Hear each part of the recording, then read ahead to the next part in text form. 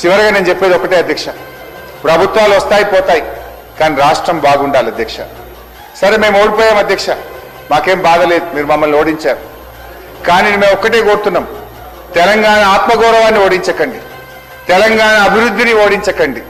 అధ్యక్ష, చరిత్ర ఎప్పుడూ నిర్మాణాన్ని గుర్తుపెట్టుకుంటుంది, గౌరవిస్తుంది, విధ్వంసాన్ని క్షమించదు, ఖచ్చితంగా శిక్షిస్తుంది. మీరు పుట్టించిన ఈ వినాశనం రేపు మిమ్మల్ని మింగేస్తుంది. రాష్ట్ర ప్రజలకు మీ యొక్క విధ్వంసకరమైన చర్యల వల్ల ఇలా శాపంగా మారుతా ఉంది.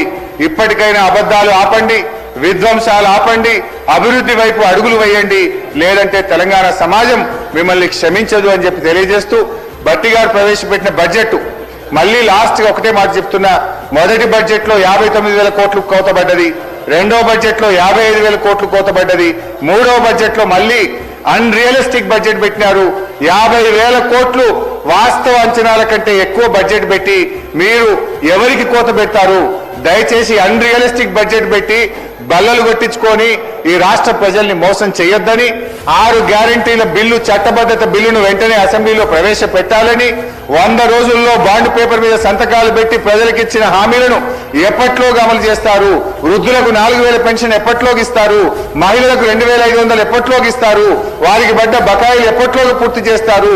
నిరుద్యోగులకు 2 లక్షల ఉద్యోగాలు ఎప్పట్లోకి ఇస్తారో స్పష్టంగా మీ యొక్క రిప్లైలో చెప్పాలని చెప్పి కోరుతూ మీరు ఈ అవకాశం ఇచ్చినందుకు ధన్యవాదాలు.